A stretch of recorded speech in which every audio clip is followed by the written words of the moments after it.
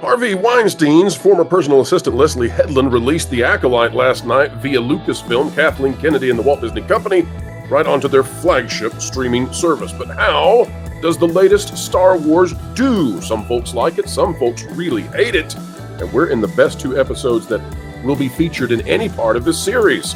Folks, it's time to hit the highlights, and yes, the very, very lowlights, as well as the latest interviews from Leslye Headland that may make you shake your head vigorously.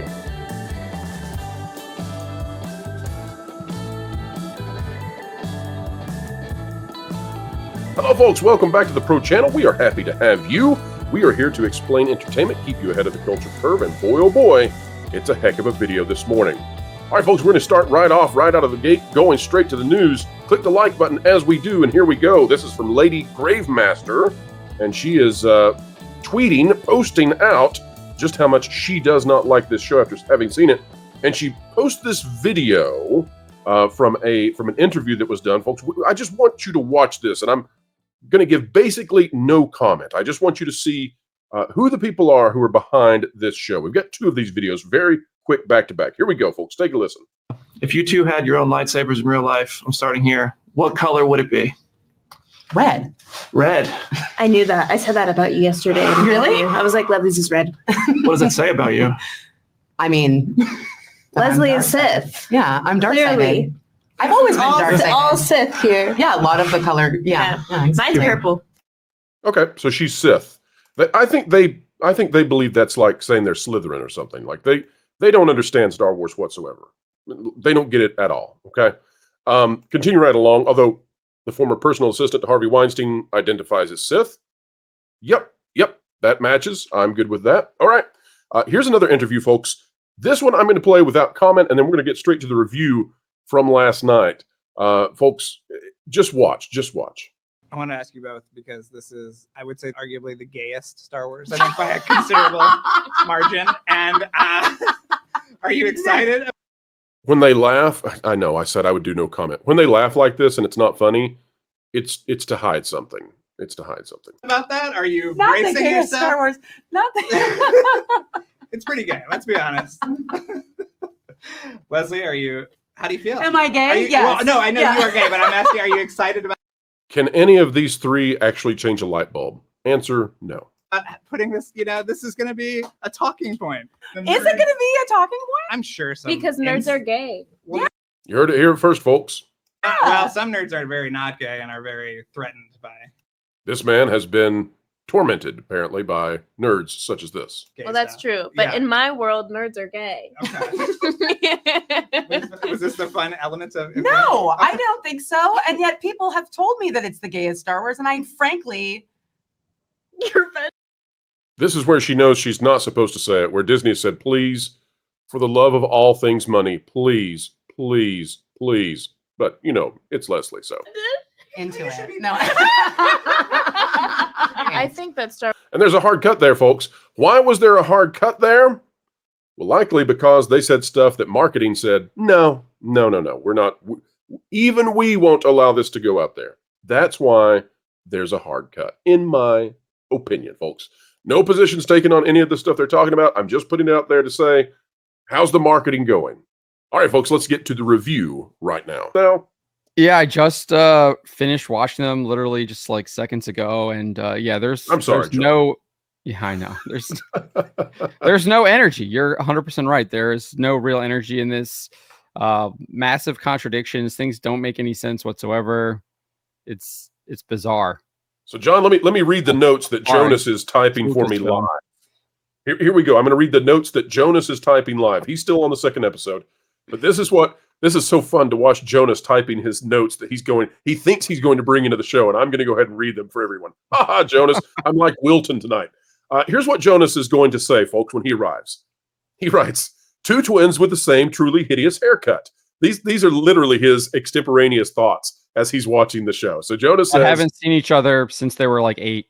But they have the same haircut because it was expensive to have different hair. It was hard. It was really hard. He says, oh, good. Star Wars has astronauts and PTSD now. Lots of hints that the Jedi are evil, or at least fascists. And then this was one that I loved. So Jonas says, that one of the characters says, "I made Knight 2 years ago," like he made Sergeant in the Force. Yeah. The exposition dialogue about her leaving the Jedi, why she's a mechanic, is super clumsy. Here's an idea. There's a part in this where they say to the good twin, "A person matching your description killed the Jedi," and she doesn't immediately say, "Oh, wait a minute, pause. I got a twin." Right. I think I know what's happening here. I happen to have an evil twin. I know what's going on here. Oh, it's even worse. At one point, the actual master is like, "I know she has a twin," tells the other Jedi she has a twin, and then doesn't believe that the twin actually did any of the murders because he said he saw the twin die, like personally saw her die. And then he like 5 minutes later shows up, sees the person who's like crash landed, the other twin, the good twin, on this like ice planet. And she's like, "I didn't do it." And he's like, "I believe you." And it's like, oh, it must have been the twin. It's the opposite of The Fugitive. All right, folks, we got to take a look at this, though, because this is one of my favorite things here. This is from Eric Ellerson. I have no idea who that is. It doesn't really matter. I mean, we love you, Erickson or Ellickson, whatever it is. But anyway, this is great because take a look at this. These are the kinds of reactions that we expect out of some individuals out there this evening, and we may cover the reactions. "Oh, my God, the Acolyte is so good. This show is smart. The show is gorgeous. The show is absolute Star Wars. Yes, official Acolyte." It's hilarious that he's showing this because in the first episode, which I think this is the first episode still too. The opening scene is literally Carrie-Anne Moss's character. No, Trinity. We're just calling her Trinity tonight, John. Okay, but Trinity being informed that Jedi only pull their lightsabers in order to when they're ready to kill. This guy literally is pulling his lightsaber and using it as a flashlight. That's right. That's what I love about this, John. This person is posting this, and this is how you know this was prepared, pre-readied, pre-set up to put out there and tell people. I don't know who this person is, but they just want you to watch this so badly. This is not a cool moment. This is one of the dorkiest, stupidest things I've ever seen in sci-fi. This man is pulling out a lightsaber after we have just been told they never pull out lightsabers, and we'll tell you why they don't ever pull out lightsabers in a moment. Why does he pull out his lightsaber and break the canon in like 30 minutes of being into this world? He needs a flashy light. He needs a night light. So he literally, and the best part of it, the tunnel isn't dark. He doesn't even need it. He just, right. It's his security blanket. He's got to have it. Oh my gosh. Too close, pull back. Although, Lauren, you did look very spiffy. But yes, that's where we are. All right, so let's talk about the first scene, John. In the first scene, folks, again, spoilers. You can't spoil this thing. It's already rotten, okay? In the first scene, we get Bad Twin. And no, folks, we're not going to use the real names because it's way easier to just talk about it this way. Because you people don't know these characters, you don't care. So we're just free to label them in the most descriptive way possible. So Bad Twin just shows up at a bar, right? And we don't get any world building. We get nothing. They don't tell us when this is. They don't tell us, why we should care about Bad Twin. We just get Bad Twin. And Bad Twin shows up, and Bad Twin wants to take on Trinity. And Trinity... Fight me! Yes! Trinity has popped out of the Matrix, and she has a lightsaber, but she doesn't want to use it. And she's going to say that for some reason that would be clear, apparently, to Evil Twin, but she says it anyway. So she says, we're not going to use the lightsaber. So we all know she's not going to use the lightsaber. But then she changes her mind when Evil Twin starts pulling out butter knives. And once the butter knives come out, it's on. It's on like Donkey Kong. So Evil Twin, though, and Trinity, they have a Matrix Force Fu battle because that's all the rage now. Ever since Ahsoka, we don't use lightsabers. We don't do anything that's no blasters. In fact, there's not a blaster in the show so far. There's a stun gun. There's like an EMP blaster thing that's fired at a Flintstone car and still misses. But John, the Jedi have like a whole array of weapons in their ship. Did you notice that? There's like yes. Yeah. It's like what are these? So Trinity, though, she does her Force Fu, and they shuffle back and forth, and it looks like a cheap incarnation of Avatar: The Last Airbender if they were all air masters who didn't want to actually do anything impressive. So we get some flippy flips and we get some walkie walks up onto the scaffolding and all of that. But ultimately, they get tired of shoving each other with air. And so they switch over and we get the butter knives. She starts slinging butter knives. It doesn't work. because, the Force. And then Trinity gets tired, not like Luke gets tired. She doesn't like die of Force catastrophe or Force. What would you say, guys? What's the word I'm looking for? What did Luke die of? Force constipation. That's what I'm looking for. So she doesn't die of Force constipation, but instead she gets tired and decides, okay, it's lightsaber time. So we get a battle of butter knives and lightsaber, and Trinity is winning against Evil Twin until Evil Twin throws a butter knife at the one remaining creature still in the bar, who is the bartender, who, oh, by the way, folks, although you don't know it, apparently it was Bring Your Kid to Work Day. John, tell us about the scene. Tell us, how does this go when the butter knife goes for the guy who brought his kid to an alcoholic bar, and how does it play out? Yeah, basically, Jedi can no longer multitask at all anymore. They can't deflect multiple things at once, and they clearly have no. They're so prideful. They're so full of themselves. Their ego is so big now that they completely underestimate their opponents at all points. So she basically throws a knife at the bartender. And Trinity stops the knife midair with the Force, similar to how Kylo Ren stopped the blaster bolt in The Force Awakens in that opening scene. And then Bad Twin throws another knife that she happened to have at Trinity and kills her. Now, John, how long would you say these butter knives are? I don't know, like 3 inches. Okay, but so the 3-inch butter knife strikes right in the Trinity boob, and it's over. Striking straight to the Trinity boob is a death blow for Trinity, and she's down for the count. Lauren, are you missing out on the show so far? You got the wrong show. Trinity boob is Total Recall. Well, sorry, they brought it back again, and this time it's bloodier and grittier than ever. So she goes down immediately, John. I mean, there's no real there's no real dialogue. She just gives kind of darn, you hit me in the boob stare, and then it's over, right? Yeah. And then that she had already used the Force to like freeze her in place at one point too. Well, it makes one wonder, John, why could she not just use the Force to pull out the butter knife from her boob and then close the wound with her Force powers? I mean, since we're just making it up as we go, right? Or just use the Force to stop both of them at the same time. That could have also worked. Luke in the chat makes an excellent point. Butter knife kills, lightsaber does not. How many times have we seen people impaled by a lightsaber right through the gut? They hit a Bacta tank and they're just fine a couple hours later. Exactly. Yep. All right, so then we get the Jedi police force. Yeah. They come in to investigate. People are pointing out, what about the Force healing from Rey? And they're like, Force healing isn't there. They forgot that in their magic book. Yeah, Dave Filoni, he needed to read the catalog more. That Trinity clearly didn't know which franchise she was in, or else she would have healed herself. She just, she didn't realize she attempted bullet time and it didn't work, and thus the butter knife in the boob, and down she goes. Down goes Trinity. Down goes Trinity. So then, John, we get what are we going to call our lead guy who's named Soul? What are we going to call him?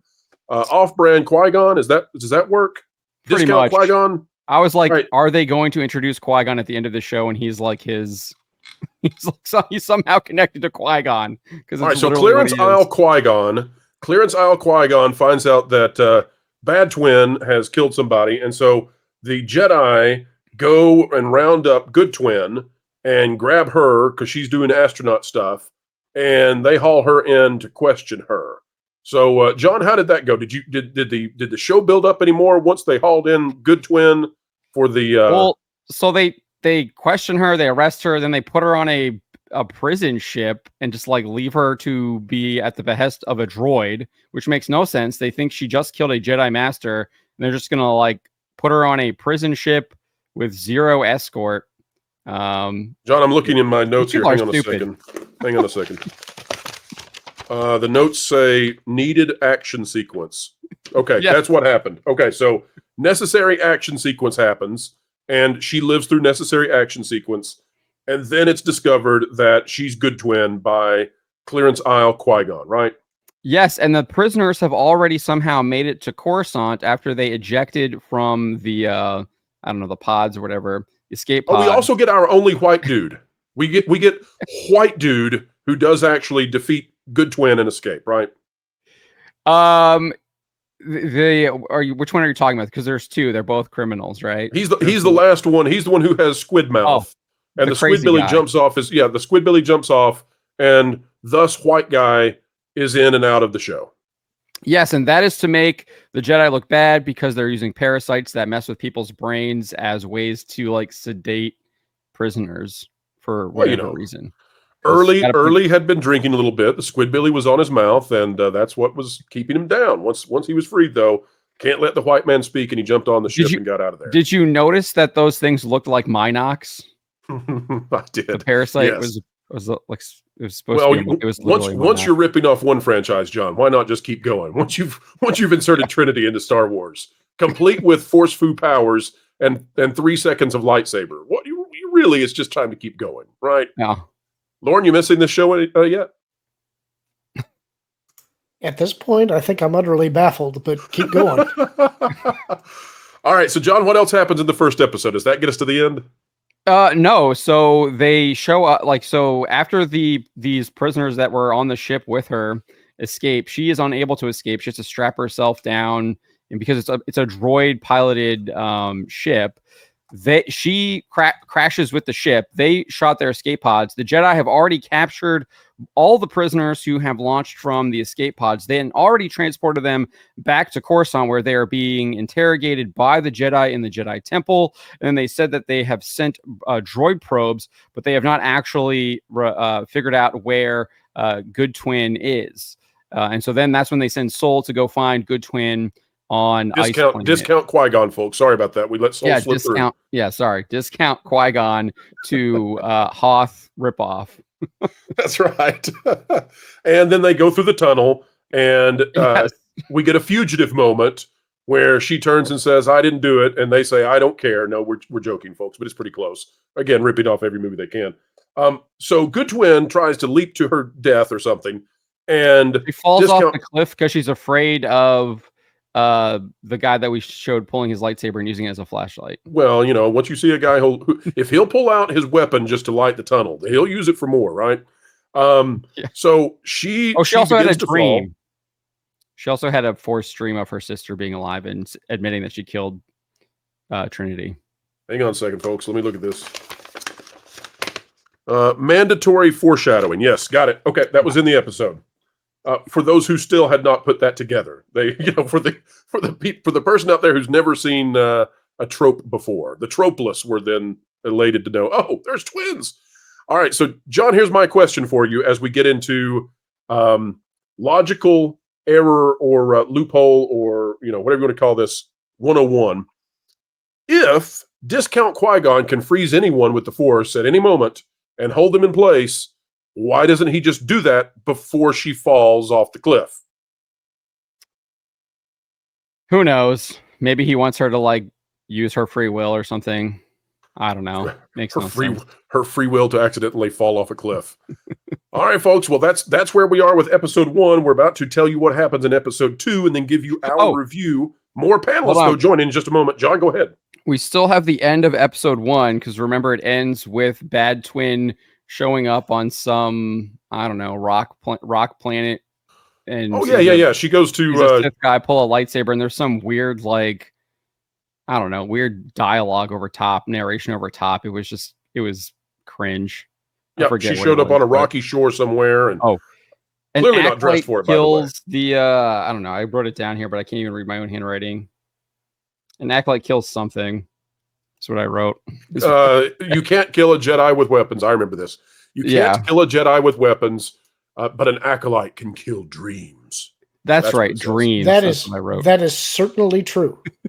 But this, I think, is a perfect example of what is happening out there. This is a positive Acolyte tweet, post, X, whatever you want to call it, but it highlights something that is just lovely. So let's read this. This is from Jonah, Acolyte era. And by the way, when you have the name of the thing you're promoting in your name, it's not at all a sign that you are perhaps all in.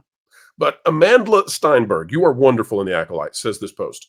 Playing 2 different people is crazy. She did great, and I love it so much. This new Star Wars is so good. Now, this show, again, suffers from that same thing we saw with The Little Mermaid. live action remake, which is it's really dark in places. But I want to show you all this. This is Amandla Steinberg playing one character. Now, this is Good Twin. I only know that because she's holding an EMP blaster thing that she's going to shoot at a Flintstones car we haven't discussed yet, and she'll miss, which is really saying something. It's like throwing a ball up in the air and missing the ground. I don't know how you could.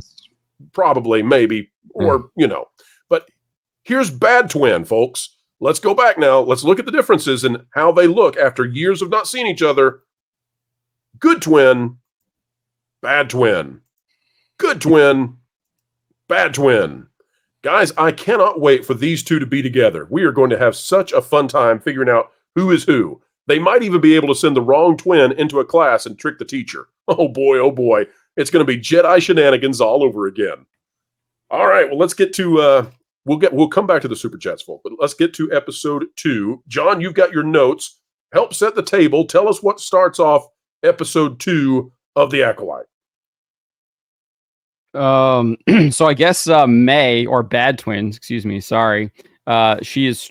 We find out some more of what she's doing. She's obviously been tasked by the Sith to go and kill a bunch of Jedi without using any weapons. She tries to sneak into a Jedi temple on a planet called Olega, and she hires like a street rat, like Aladdin, to basically sneak in. Right. She hires a boo. Yeah, she sneaks in and then confronts a Jedi who's in like a deep meditative state. We'll call him Dalsim. Street Fighter reference, folks. Dalsim is in there. And we find out that he has been in this like meditative state for like 10 years. And he's in a force coma. And he's like projecting this like force barrier around him.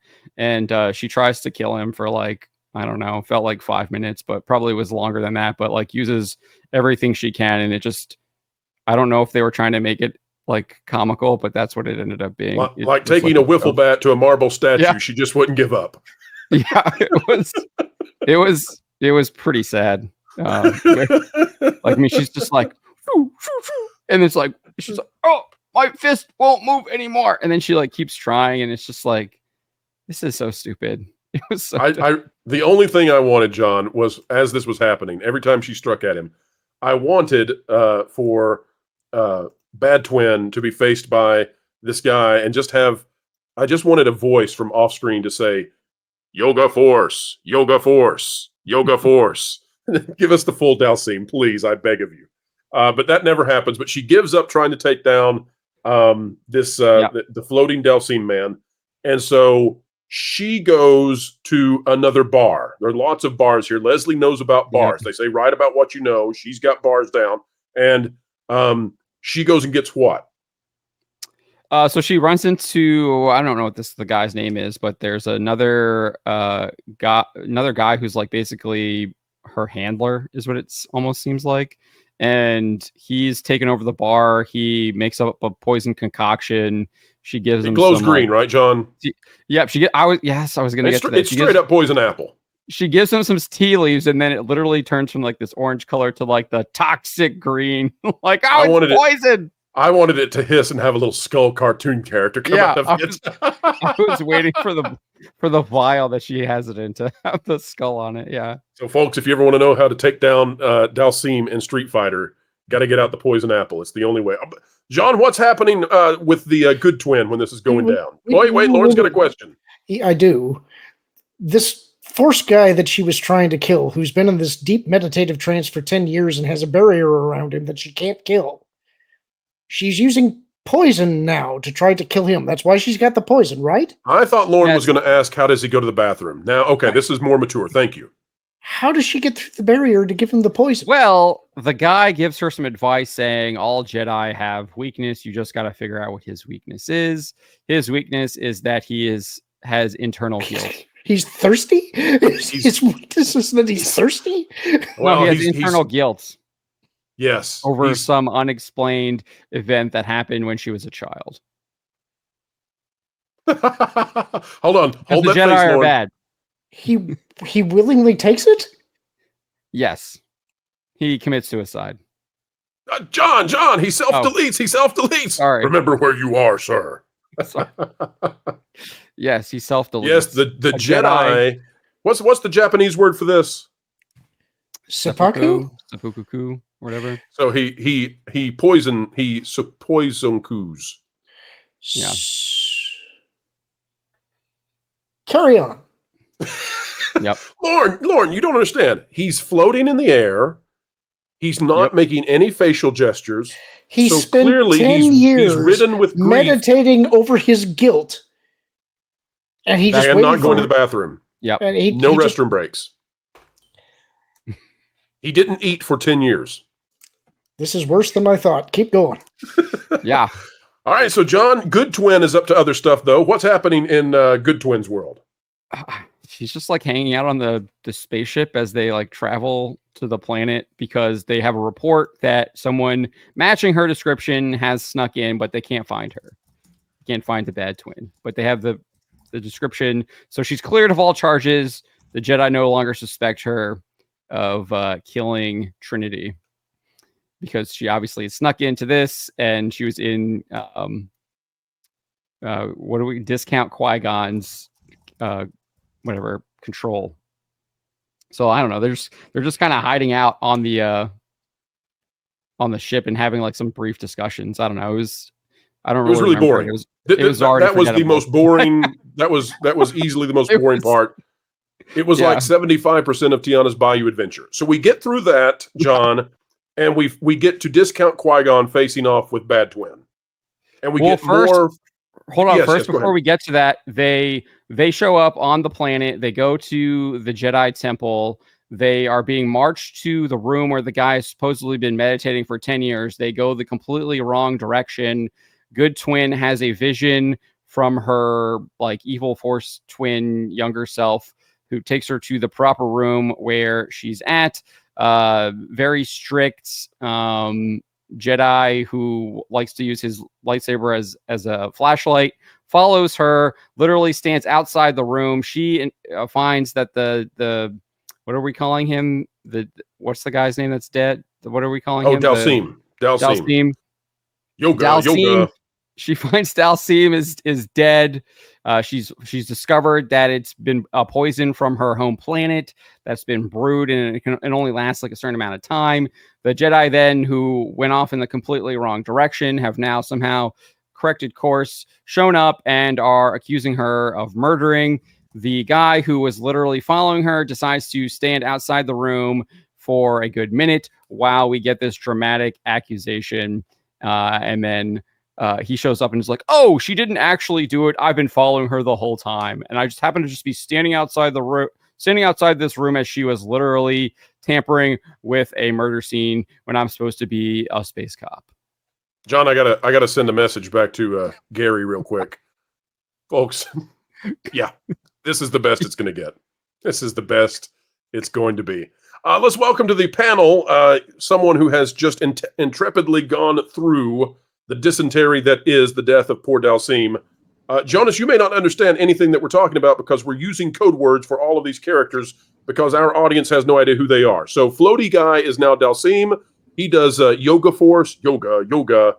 We've got Good Twin, Bad Twin, Discount, Qui-Gon. Who am I missing? Oh, Trinity. And Trinity died via butter knife to the boob. So very sad. Jonas, hop in here. Tell us what your thoughts are on episodes 1 and 2. And then we're going to finish, because we haven't told the audience out there yet, about the Discount Qui-Gon versus Bad Twin battle, nor the Getaway Flintstone mobile. So Jonas, share with us your thoughts. I'm going to present my audio and dialogue on this live stream the way they do in the show. This is an introductory statement. I would like to address my friends that I know from That Park Place. They are also my coworkers. Did you feel, Jonas, that you were listening to Tiana Bayou Adventure animatronics? They used freaking hi, by the way.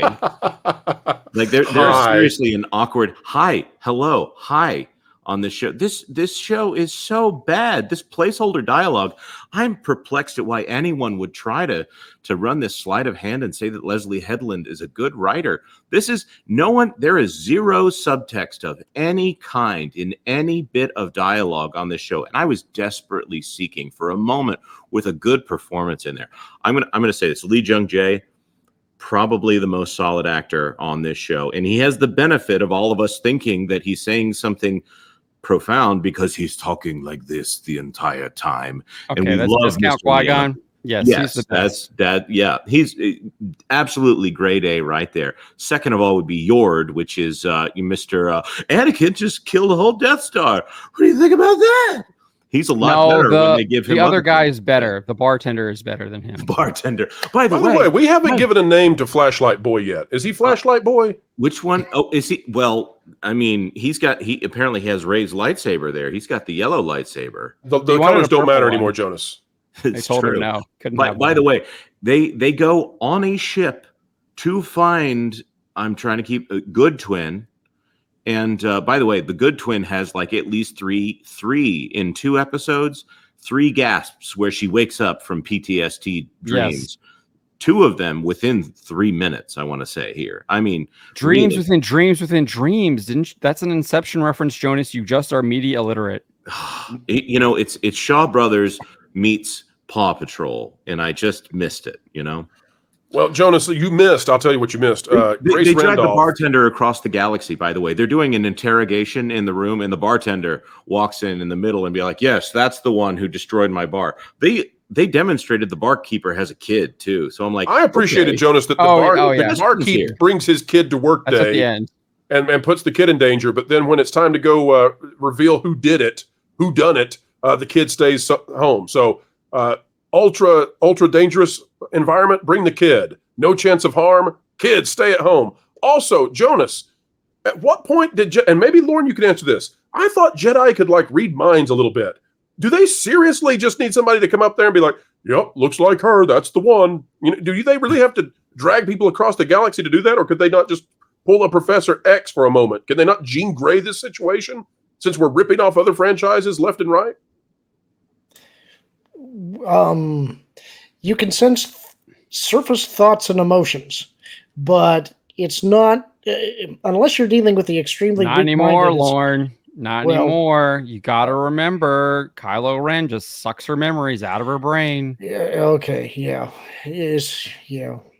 That would never work. But again, they were a dyad, which is something that they totally didn't just make up. I will end you. Do not say that word. Wait a minute. What just happened here? Lauren and I have an ongoing discussion, I suppose, about the concept of the dyad and whether or not J.J. Abrams actually intended it. He didn't. He totally didn't. He fell into it by accident. Okay. Well, maybe the mystery box tripped him up. It was empty and all. Okay. So, guys. The entire thing is a mystery box. And now it's, how's she going to kill all the Jedi? Well, convincing one of them to seppuku. Yes, I did hear that part of the live stream. That's ridiculous. Also, he is a young man, and they're giving him all the old guy. The makeup was so weird on the meditating guy. I don't understand. Oh, you didn't like his scar and his like fake eye or whatever he had? It would have been better if it was a robot eye. Why not do a robot eye? Then it would be Star Wars instead of, I don't know, just some guy who looks like he's probably going to want to tell you the story of the sea there. Well, here's a question for you guys. Wouldn't the original Star Wars have been much better if when Obi-Wan and Darth Vader began to fight, Darth Vader had been like, Obi-Wan, you feel great guilt. You are riddled with pain and internal strife. Drink my green goo. Would that not have been better if the green goo had been offered and that was the way he went down? This show is so much deeper with green goo in it. I had also thought that he was making her a beverage, so I was very confused about that. She asked for poison. Right, but he also said he needed a drink. So I thought it was supposed to be fun dialogue, but it ended up just being confusing. I liked his character better on A Good Place. When she asked for poison, I thought we'd get Lizzo, but the green goo was funny enough.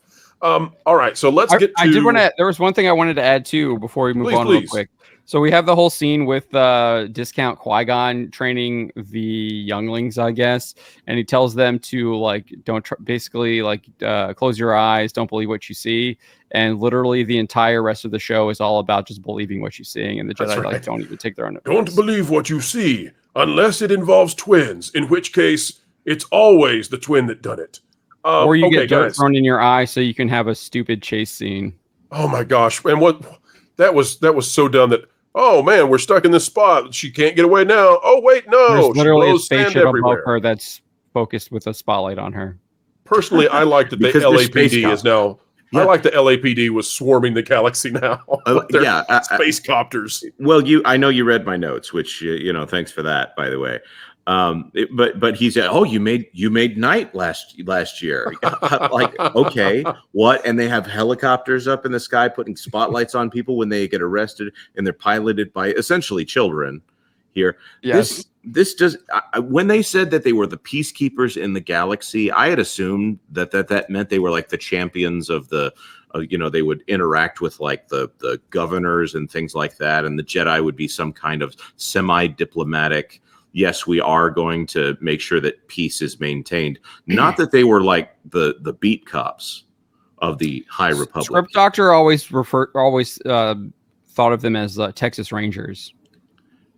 Which they're not supposed to be the first line of defense. They're supposed to be like the sixth branch, I guess the seventh, we have to say now because of the Space Force. That's how the High Republic has conceived them. That was part of their whole initiative, was that they were going to be like Texas Rangers. I always thought of them before the prequels came out as being like knights errant. I never really thought of them as having a totally formal structure like a council with a head. Oh no! In this case, Lauren, they literally say, "Oh, you're Planet Olega, local Jedi precinct, or local Jedi temple," and it's why would you have Jedi masters that are supposed to be like cops? This is where it really breaks down. Are they warrior monks or are they the cops? And they don't like the cops, by the way. I'm definitely going to point this out here. Lucasfilm does not. The people who are writing these series, I don't think they're pro cop. So guys, before we go any further, I just want to say, for those who didn't watch, which is like 95% of the audience, Bad Twin is in a spotlight, and the LAPD are overhead in their space copter, and they're convinced that she can't go anywhere. And by the way, it's Baby Cop that's driving it. And yes, we are calling the one with the rat tail Baby Cop. So Baby Cop is flying the space copter, and she's saying, "You've got no way out." And when this happened, and when she did escape, folks, I want to take you to where this was ripped off. She had no way out because the other two Jedi had literally closed off the alleys. They had force amnesia for a moment. Folks, this is what they ripped off.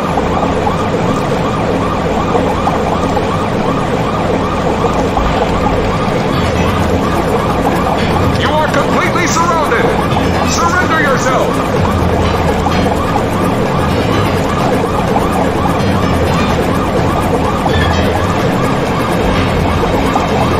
Lock on target, men. Ready? Fire!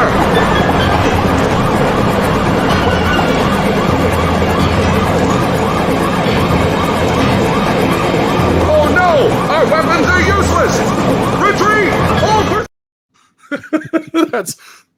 That was pretty much a reenactment of the Acolyte, folks. Surrounded in every possible way. Oh wait, big. Well, she had a case of flatulence and she was out. Also, okay, this is my other question. It's supposed to be somehow better to kill them without weapons. Are they not counting the little knives as weapons or the poison as weapons? So clearly she's an acolyte who is being trained by the apprentice to probably assassinate the master without using a weapon. So that's my speculation. So the whole point is she needs to train to kill these Jedi in order to be able to kill the master that the Sith apprentice wants her to kill. Another thing I want to point out that the girl's name is Osha Anesea. So her name is Osha NSA. Yep, she's the government. And also that it's Planet Olega and Planet Brenda. Wasn't there like Karlak or something? They just added an extra. Karlak, yep. Karlak is another one, and then Kofar. Kofar, that's a good one. As in go far, but you changed the G to a C. Kofar. Oh, yeah. Right. Well, Kofar is the farthest away from an actual name, but Oleg is a name. Olega, whatever. Brendok is pretty much Brenda with a K on the end of it. Like, I feel like they've lost the alien nature of all of this. And for some reason, there's another alien Wookiee place that is not Kashyyyk. I said Kashyyyk the other day, and somebody got on me. All right, you've convinced me. You both have convinced me. We were going to talk about the finale of the second episode. We got to talk about something else first, and that's the character nepotism. Guys, oh, she's so bad. What did you make of nepotism? Yes. How did she do? It was awful. I wanted to like there were 0 point of having those scenes whatsoever. It was cringe. Having Siri read the lines would have been more effective. Yes. So you're saying she's not an accomplished actress who needs to have more screen time? No. She. Well, you know, I had given her the benefit of the doubt. I thought they said that she was a thespian. Oh no! You misheard that. You definitely totally misheard that. Did the whip make an appearance yet? No, not yet. Okay. Also, everybody wears their hoods right before they introduce themselves. Walking around, whatever. The fact that they know exactly who this person is and she's going up to meet people they like, everybody's wearing their hoods and then taking them off. I would also like to congratulate nepotism, because when she arrived at those automatic doors that open for everyone, she was like in her element. She's like the lady who goes up to Target and raises her arms as if she is magically opening forth the establishment. That was something to see now. That was her time to shine. Anybody else notice that one? Yeah. Oh, definitely. Waving the hand as the automatic doors open, or are all the doors in the temple, in fact, not automatic, and they have to use them. They have to use the force to move them. That would be something, especially when you're dealing with the younglings. Like, what if they have to go to the bathroom? Do they have to concentrate enough to open the doors manually using the force in order to be able to not wet their pants or tunics or whatever it is they're wearing? So it shows how determined Anakin was to kill them all. The reason you guys drew me to this to segue here and talk about nepotism is because you were talking about how we've lost the alien in Star Wars. Well, take a look at nepotism. She's literally just a normal woman wearing plain green makeup with squares on her head. It really kind of dropped me out of any kind of immersion every time she was on screen, because it was just like, this is a person, we're just wearing a bunch of green makeup. It was awful. Like the X-Men did it way better with Mystique back in like the early 2000s. I've got a question. This is a publicity shot, right? This wasn't from the show. This is as good as it gets, Lauren. I would call her Ugly Stick Fiona, but she's nepotism, and we have to stay with it. That's not what I'm wanting. That's not what I'm wanting to focus on. Is this a publicity shot, or is this from the show? This is. It could be either, but we don't know, because this is not in the first 2 episodes. This is from Empire. Okay, magazine. The magazine, obviously, not Empire.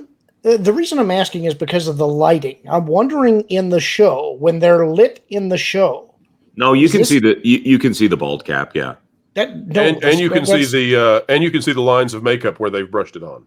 That's not what I'm getting at. I'm talking about the costumes. I'm wondering, is this how the costumes look in the show? Pretty much, yeah. Really? Really? Yep, they look like they just came off the rack. And also, there's 2 other Jedi that accompany Lee Jung-jae's character. Sorry, I forget all the discount Qui-Gon.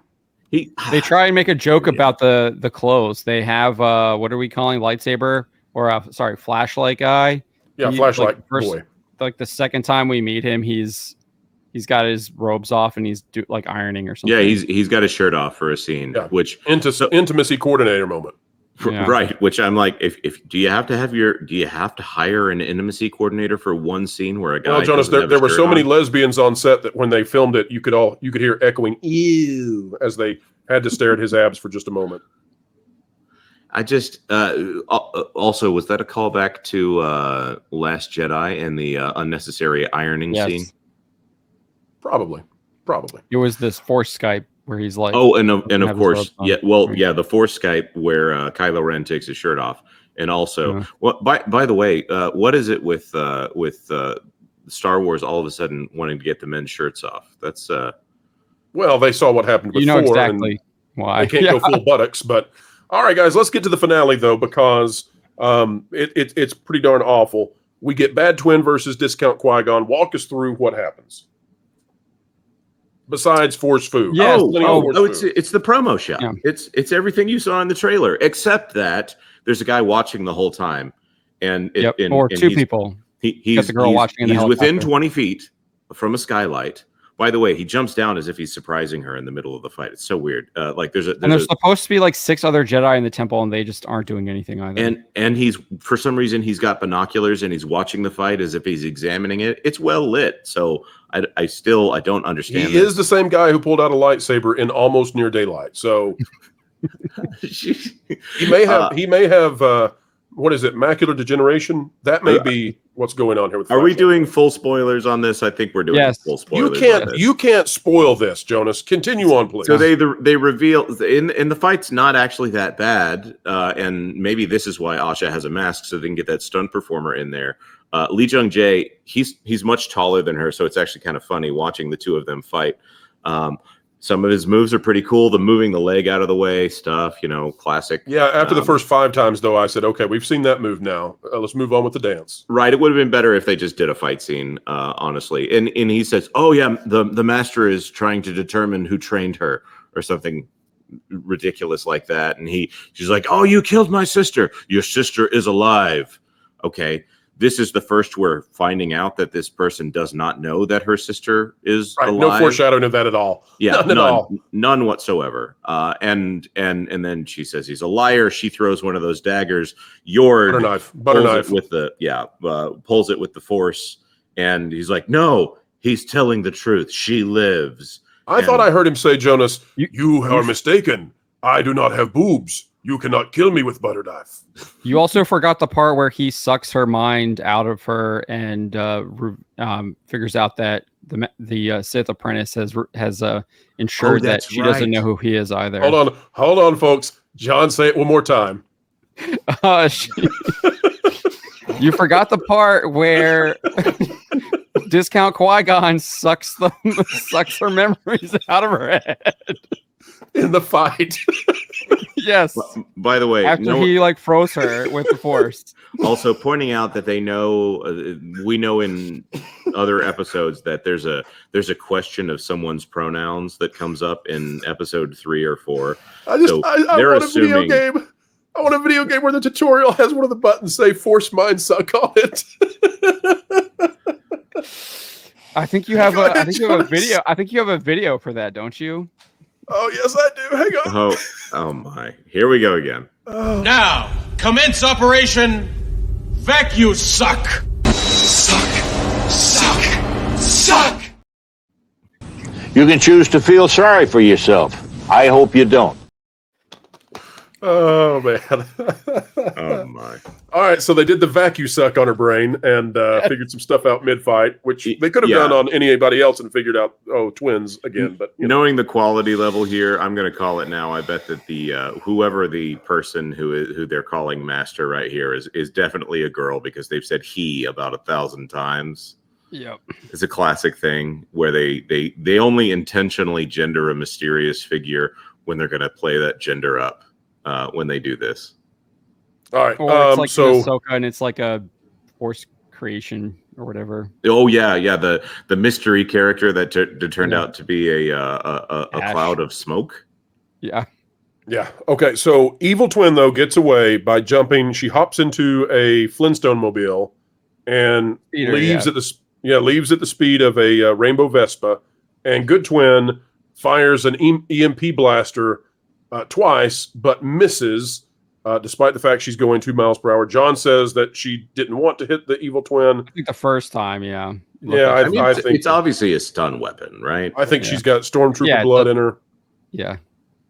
So it looks like the Stormtrooper stun weapons that they use on who do they, I think Princess Leia. They used, on Princess Leia, yeah. And so but that's also how this remember ends. the helicopter no longer exists anymore. Cop Kid flew away. Yeah, Cop Kid out. Yeah, the best part of the show of that episode was when she gets hit by the car. It was the only time something unexpected happened. And folks, we're not kidding about Cop Kid. It's like an 8-year-old flying a police copter. It's the girl who played Ciri from The Witcher. No, it's X-23. It's Oh, that's Daphne. You're right. You're right. Sorry. Daphne Keane from and all the heavy Logan. makeup and the weird horns. Like, yeah. You have to think that she showed up and looked at herself in the mirror and was like, "What?" She was just in some other. She was just in something. Yeah, I got confused. She was in Kingdom of the Planet of the Apes. Yes, that's it. Yeah. Yeah. But you also have to forget. So the Jedi are literally like the Jedi who are just live in the temple, did not actually engage in any of this at all. They are now back. They're like keeping an eye on the bartender. The bartender's about to escape. Bad twin shows up, tries to kill him, and then he actually pins her down, and then it's like, I've actually figured out where the Wookiee is. Let's go there. And then they show the Wookiee. Right, the Wookiee that we just found out about in the previous scene. We did it all for the Wookiee. So never mind. Jedi powers. I am making a segue in this show in order to welcome a guest at this time. Another Wookiee. When we bring guests on the show, we like to introduce them. And when we introduce them, we say their names. And his name is X-Wing. Hello, X-Wing. Hi. Welcome aboard, X-Wing. What up, Star Wars nerds? Did you watch this thing yet? Did I watch the Acolyte? Yes. Yeah. Oh, yeah. Oh, I did a watch party. I did the whole kit and caboodle. All right, X-Wing, you have suffered through it like a kidney stone. We have not yet given our final review score. We're going to do that after Super Chats. But X-Wing, give us your thoughts. By the way, X-Wing, the audience largely didn't watch this for reasons that are perfectly justifiable. So let me give you a rundown of what the characters' names are, okay? You ready? Yep. We've got Evil Twin and Good Twin. Okay. We have Trinity. Okay. We have Discount Qui-Gon. We have, Floaty Guy who decided to exit out with green goo. He's Dalsim. We have Flashlight Boy, who's the lightsaber guy. We have Kid Cop. Who am I missing, guys? Who's Cop? left? Who's Kid? Is that the High School Musical haircut, Kid Cop? Kid Cop's the one flying the LAPD copter. Oh no, that's Flashlight Guy. Okay. Yeah, Flashlight Boy uses his lightsaber only to light already perfectly well lit tunnels. Right. Kid Cop is like Discount Qui-Gon's like new Flashlight Boy also uses binoculars from 15 feet away. I don't know if you guys noticed that during the fight scene. He has binoculars. Yes. Yeah. Nostril hairs in a fight are really important. He was trying to check them out. Also, he also abandoned his Padawan on Coruscant. Like his Padawan shows up for like the first scene to arrest Good Twin, and then when the girl shows him up, when they're talking about, by the way, secure the perimeter, as if that means anything whatsoever. Right. They say that several times. We need to secure the perimeter. How does one secure the perimeter? Does that just mean watch who comes up? Don't normal people just say keep a lookout? Anyways, the girl shows him up, and I'm like, wait, did his Padawan just mouth off to him? And then I remembered that was a completely different character. X-Wing, I just want to start off with one question to you, and then we'll let you just take off to the races. Did you think that Trinity would die from a butter knife to the boob? Like, was that how you thought she'd go out? So I took notice when watching the trailers of what lightsabers were why they were where they were, certain things like that. We knew from a very, very early standpoint that Trinity was not going to be around for long. Usually in a situation like that, I would say it was a budgetary issue that she wouldn't be able to stick around. Can I spoil something for you? Sure. Would you mind, or is that going to bother you if I spoil something? No, not at all. Trinity will return. All right, go ahead, X-Wing. Really? Flashback. Come on. There's it's so obvious that they have to go to a flashback to figure out like why she's killing all the Jedi. I thought it would be pretty interesting if they had her in the press junket for like 75% of the time, and she dies in the first 5 minutes. 7 minutes. Never see her again. But what I would say is, okay, here's the deal with Acolyte. All right. They spent $190 million on this show. That's what roughly they say. $190 million. Okay, it's more, but that's what we'll go with it. That is tit for tat with Dune 2, possibly the most successful sci-fi movie that's occurred in the past, 10, 15 years, that people are very happy about. This is a TV show. And so I think with that amount of money, they were able to do a couple things. One, I'm going to piss you guys off before I make you happy. One, they were able to create settings that work for Star Wars, and they were able to create music that works for Star Wars. They created that taco, and then they filled it with human excrement. That's the problem with the Acolyte. Well, glowing green poison apple goo. It's stunning that they listened in some aspects and then just completely, absolutely left everything else out to the dust. So they made music finally after how many years has it been since Disney actually took over Star Wars? It's been 2012. It's been 11 years. It's been 11 years. Okay, so finally, my goodness, they understand that symphonic music is important to Star Wars. I don't know why that was such a hard signal to catch, because John Williams was probably about 60% of the reason why Star Wars was as successful as it was. But finally, they start using symphonic music. Great. Nice job. Now, we have issues about where Star Wars is set. We need it gritty. We need something that's a little more real. It feels like it's lived in. The other 40% of Star Wars, right? Call it 35 because there's actors in it. But finally, they get those two things mostly right. And then they populate it with the worst characters they can find in the universe. It's insane to me. The clunky dialogue, dude, the dialogue. I am going to respond to what you are saying. I had to choke that dialogue. I had to choke the dialogue down like it was a unfinished blending spinach smoothie. It hurt so bad drinking that dialogue. X-Wing, I am interrupting you now. I am going to respond to what you are saying. Okay. I found the dialogue to be lackluster. I did this because I listened with my ears and I wanted them to say things more than the things that they were actually saying. There should have been emotion behind the words that they were saying. Instead, they said everything out loud. You're just every single thing in their heads they said out loud. That is no feel way like to write I am dialogue. hearing the dialogue all over again. There had to be. Stop it, Jonas. Stop it. I'm reliving the nightmare. When someone says something, they're supposed to be saying two things at the same time. Actually, Force Awakens was pretty good at this. There were shots in Force Awakens where they communicated 5 things at the same time. Really, really good shots in that movie with no dialogue. And this right here, I mean, you could even watch something and they're just repeating the things that you already know. There's so much of this that is useless. It didn't need to even be the 2 hours that it was to watch this. Actually, I think it was an hour and a half, but it felt like 2. Yeah, I think it was only an hour. So the reason why none of this works is because a couple things. Now, I don't want to get you in trouble, Pro, at all here, but the problem is you're having a woman write stoicism for knights.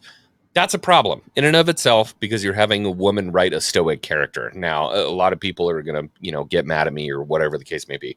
But not only is it a woman writing a character, it's a woman who's never been married to a man or had relationships with a man.